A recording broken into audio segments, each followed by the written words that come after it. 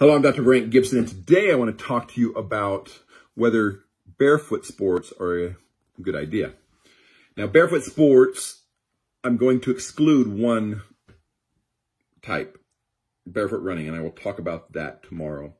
On May 5th, 2009, Born to Run was released, and a portion of the population started really pushing barefoot running, and that's a distinct entity in and of itself.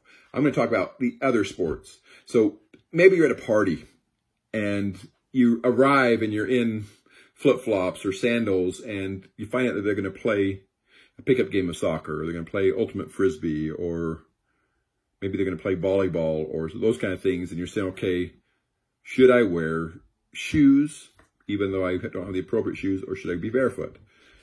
Let me give you some important pieces of information you should think about.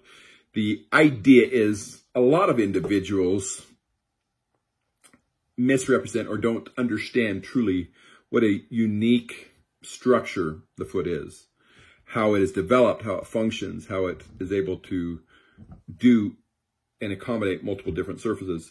Being barefoot on most surfaces and in most activities is possible and is doable without having an injury.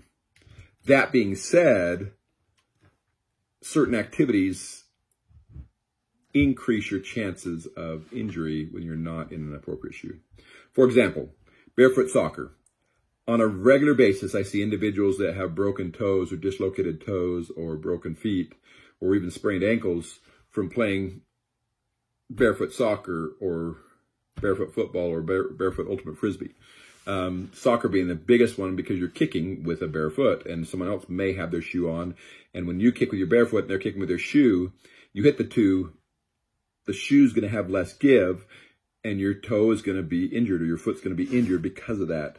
I have individuals that tear off toenails because of activities they're doing and so forth. Now, in saying that, the foot can accommodate almost any surface and it can function really, really well. It works amazingly well in beach volleyball, for example, where you can be barefoot and it will function sometimes better than shoes in that particular type of activity. But then again, if you've got a large number of people on the court, some of them in court or beach for this in this example, and you have some of them in shoes and some of them not, and you're one of the ones without shoes and they land on your foot, you increase your chance of injury if you're not in a shoe. The idea is be smart and think about the way your foot is functioning, the way you usually do this, and protect your feet. Sometimes that means you will need to wear a shoe.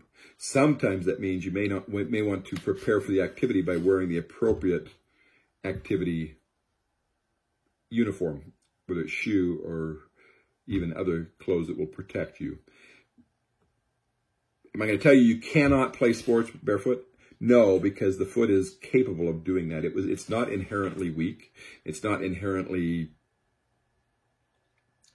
functioning in a bad way. But depending on the activity, depending on the surfaces you're playing on, depending about the other individuals you're playing with, all of those things play into it. And you need to say, okay, what's going to be the safest way to protect my feet? The purpose of a shoe, in most cases, is a protection. And it will allow you to fully function without injury to the feet. Now, let me give you a little bit of a side note here. The interesting thing when you're teaching someone to kick a soccer ball correctly, oftentimes, it's more effective if they're barefoot because they won't kick with their toes.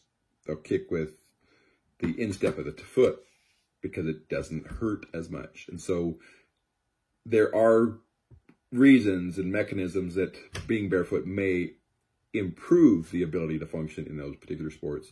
But the idea, you need to think about the whole picture and say, is this a good idea to be running around in this field barefoot when everybody else has shoes on, or barefoot when we're playing a really aggressive soccer game? Am I risking getting injured? I have people that I see on a regular basis that have injured their feet playing sports barefoot. This is Dr. Brent Gibson, and this is your Podiatry Tips Day